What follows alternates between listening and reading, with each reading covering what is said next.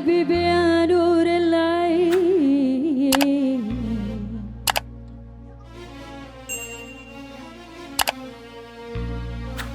يا زقن حيالي عاشق وآنس مين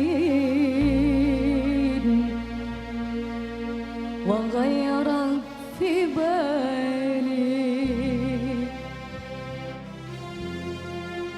حبيبي يا نور العين يا زقل خيالي عاشق وآنسني وغيرك في بالي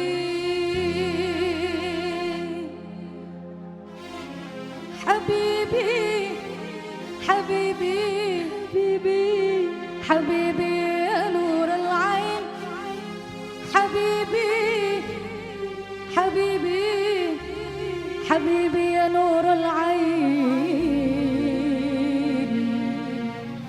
يا زغل غيالي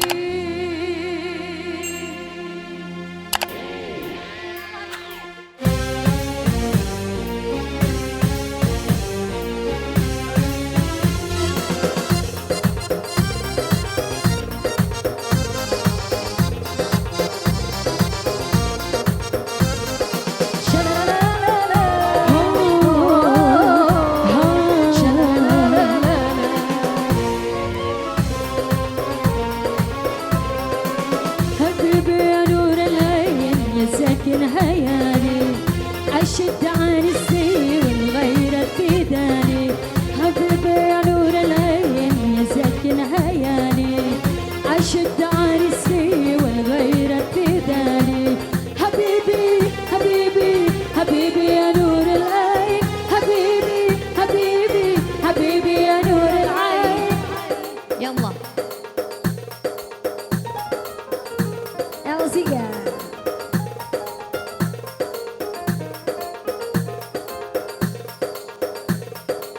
حبيبي حبيبي حبيبي يا نور العين حبيبي حبيبي حبيبي يا نور العين يا ساكن هيالي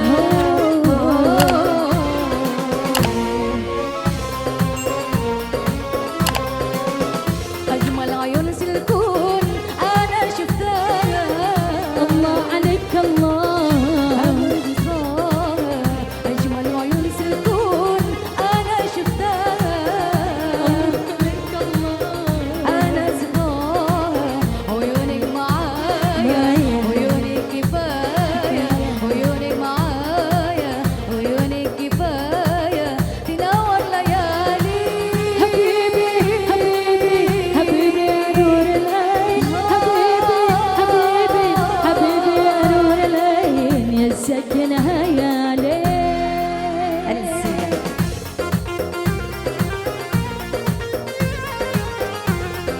موسيقى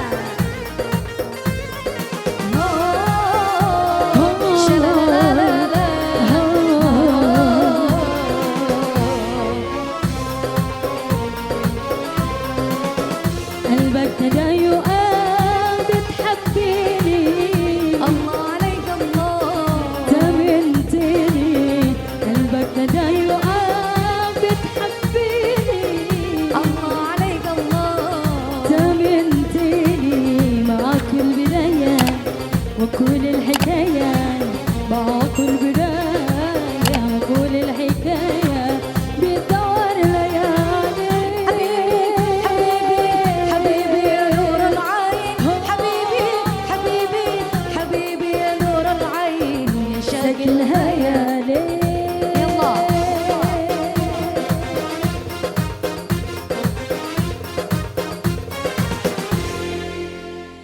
Assalamualaikum warahmatullahi wabarakatuh. ila hadrati Nabi Mustafa Muhammadin sallallahu alaihi wasallam wa ala alihi wa ashabil kiram wa azwajihi wa radhihi wa dhurriyyati wa ali baiti.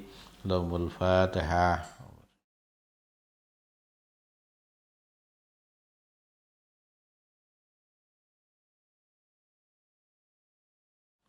Wa ila hadrati abina sayyidina Adam wa min sayyidatina Hawa wa lisa'il anbiya wal mursalin was-salihin wal ulama'il amilin wal liya'il arifin wal malaikatil muqarrabin wal jamil muslimin wal muslimat wal mu'minin wal mu'minat al ahya'i minhum wal amwat, khususan walidayna wa muallimina wa murabbi arwahina ghafurallahu lahum.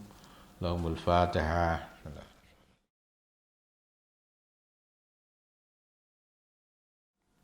Subhanaka la ilma lana illa ma 'allamtana innaka antal alimul hakim. Bismillahirrahmanirrahim.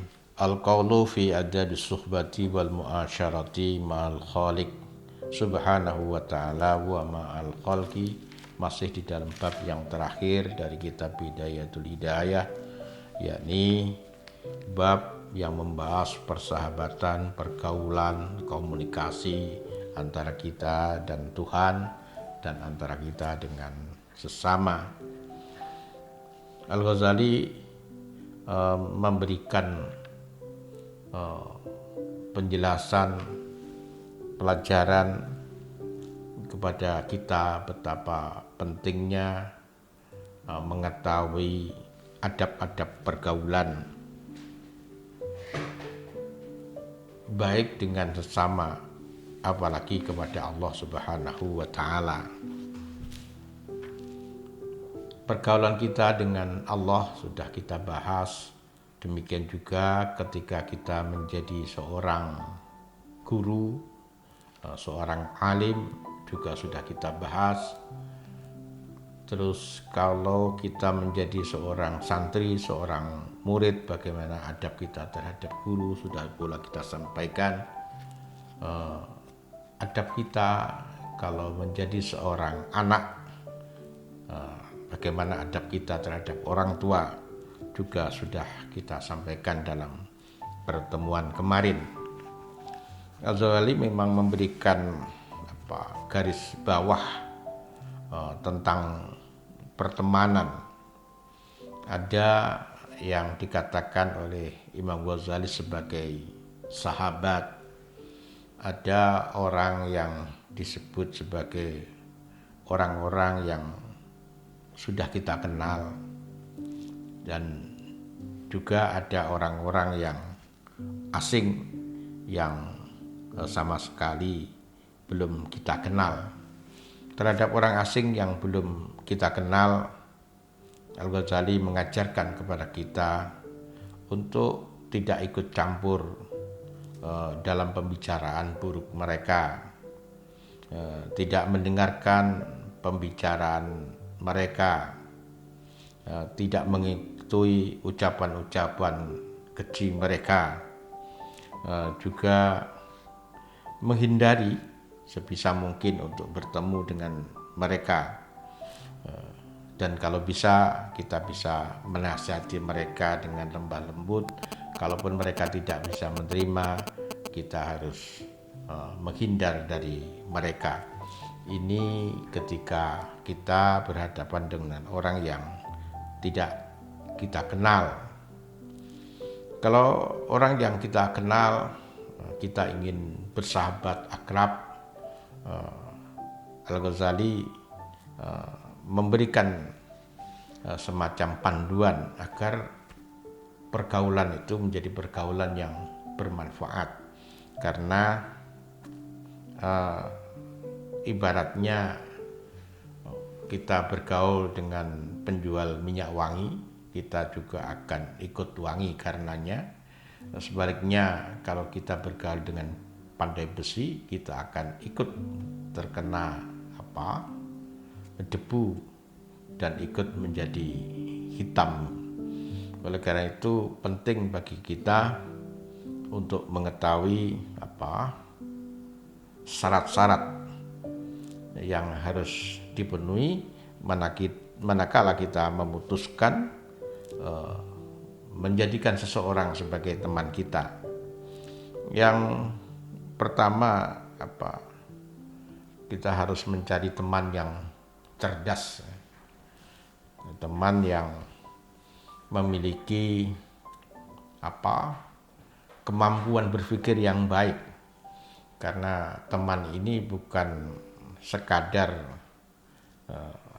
teman tertawa, tapi kita harus bisa mengambil manfaat, mengambil pelajaran dari kedalaman ilmunya, mengambil pelajaran dari cara berpikirnya. Yang kedua, teman yang sebaiknya kita jadikan sahabat adalah orang yang memiliki akhlak yang baik, akhlakul karimah. Karena apa yang dilakukan teman, karakter seorang teman itu akan menular, akan berpengaruh di dalam diri kita. Al-Ghazali mencatat nasihat Alqamah kepada putranya, bagaimana kalau mengambil teman sebagai sahabat. Jika engkau melayani, begitu nasihat Alqamah, dengan perbuatan dan perkataan, dia akan menjaga kehormatan jiwa dan hartamu, dan ia akan menghiasimu dengan hal-hal yang baik. Jika kamu tidak memiliki biaya, dia akan menanggungnya. Jika engkau berbuat baik, ia akan membalasnya. Jika kamu berbuat taat, ia akan membantumu. Jika kamu baik, ia akan mengingatnya dan menyebut-nyebut namamu. Jika ada perbuatan buruk di dalam dirimu, jika ada aib di dalam dirimu, dia akan menutupinya. Jika kamu minta, ia akan memberi, dan ia akan bicara dengan baik. Jika kamu terkena musibah, dia akan menolongmu. Memang para santri, wali santri dan pemirsa, dengan syarat-syarat yang demikian detail seperti dinasihatkan Alqamah kepada putranya, apakah ada teman yang seperti ini? Ada pendapat bahwa nasihat Alqamah ini, Alqamah ingin mengajarkan kepada anaknya teman seperti yang sudah syarat-syaratnya seperti sudah saya sampaikan. Mungkin pemikiran Alqamah itu tidak ada. Artinya Alqamah ingin mengatakan kepada anakmu, jangan berteman dengan orang, karena orang yang seperti saya sampaikan ciri-cirinya itu tidak ada. Bertemanlah dengan Allah Subhanahu wa Ta'ala. Para santri, wali santri dan pemirsa, yang ketiga, teman yang harus kita harus kita jadikan sahabat adalah mereka yang solih, yang teman yang soleh, yang perbuatannya indah dan baik. Yang keempat adalah orang-orang yang tidak tamak terhadap dunia. Dan yang kelima adalah orang yang jujur. Al-Ghazali mengibaratkan teman itu seperti makanan dan minuman yang selalu kita perlukan. Ada teman yang seperti makanan dan minuman yang senantiasa kita perlukan setiap saat. Tapi ada teman yang seperti obat, hanya pada waktu tertentu saja kita perlukan. Juga ada teman yang sama sekali tidak kita butuhkan karena tidak ada manfaatnya. Al-Ghazali juga mengajarkan kepada kita tentang tipe-tipe manusia agar kita lebih banyak mengenal kepada siapa kita berkomunikasi, dan agar kita tidak sembarang orang bisa berteman dan bersahabat dengan kita, karena sekali lagi teman sangat mudah mempengaruhi diri kita. Ada manusia yang seperti tumbuhan berdaun lebat tapi tanpa buah. Dengan daun yang lebat ini banyak orang bisa berlindung di bawahnya, mengambil manfaat dari daunnya. Ini ibarat teman untuk dunia saja. Ada juga manusia yang bertipe tanpa daun tapi berbuah. Artinya manusia yang jenis ini adalah manusia yang untuk manfaat akhirat saja. Dan ada jenis manusia yang diibaratkan seperti pohon yang berdaun lebat dan juga berbuah, yaitu orang yang memiliki amaliyah, perbuatan yang bermanfaat di dunia dan juga di akhirat. Dan sebaiknya jenis yang ketiga ini adalah teman-teman yang harus kita pilih menjadi seorang sahabat. Para santri, wali santri, dan pemirsa, mohon maaf dalam kita mengkaji kitab ini tidak demikian detail, banyak hal yang kurang karena mencukupkan waktu. Kalau kita baca per kalimat tentu tidak cukup waktu yang 1 bulan di bulan puasa. Moga-moga di kesempatan yang lain ketika kita memiliki waktu yang longgar, kitab ini bisa kita baca lebih detail. Tentu yang lebih penting lagi adalah permohonan maaf pada mualif kitab ini, Abu Hamid Muhammad bin Muhammad Al-Ghazali At-Tusi, yang kitabnya yang demikian agung ditulis dengan ilmunya, juga ditulis dengan kedalaman jiwanya, juga ditulis dengan pengalaman hidupnya yang demikian sempurna. Ternyata saya kaji hanya bisa mengkaji permukaannya saja. Semoga beliau bisa memahami keterbatasan ilmu kami dan bisa mendoakan agar di kesempatan yang lain kita bisa mengkaji dengan lebih baik lagi. Dan selanjutnya juga kita bermohon kepada Allah Subhanahu wa taala, semoga kesederhanaan kajian kita tentang kitab Bidayatul Hidayah pada bulan Ramadan ini membawa keberkahan bagi kita semua, bagi saya dan juga santri, wali santri, dan pemirsa, yang ujungnya moga-moga dengan berkah bulan Ramadan, dengan berkah kesungguhan kita bisa menjalankan apa yang ditulis oleh Imam Ghazali.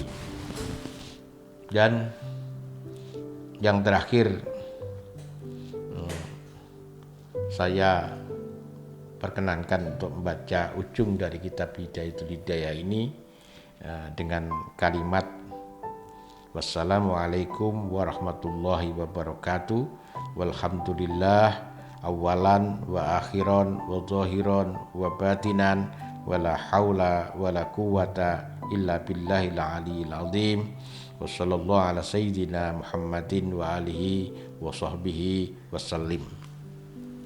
Para santri dan pemirsa, itu kajian kita kitab Bidayatul Hidayah selama 1 bulan Ramadan. Semoga bermanfaat, dan akhirnya saya ucapkan selamat Hari Raya. Mohon maaf lahir dan batin. Semoga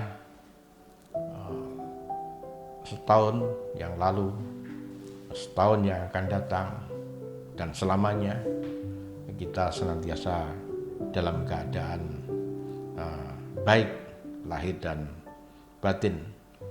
Kalau tahun lalu dan tahun ini kita tidak bisa bersilaturahim langsung, bermusafahah secara langsung, maka masih banyak cara agar kita bisa saling memaafkannya.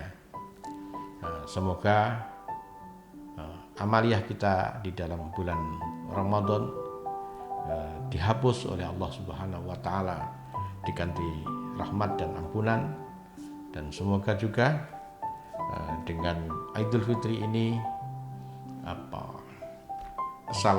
kesalahan hakul adami bisa kita saling memaafkannya, dan kita benar-benar kembali dalam keadaan fitrah. Amin Allahumma amin. Terima kasih. Akhiran wallahu muwaffiq ila aqwamit thoriq. Sampai ketemu di dalam kajian berikutnya. Assalamualaikum warahmatullahi wabarakatuh.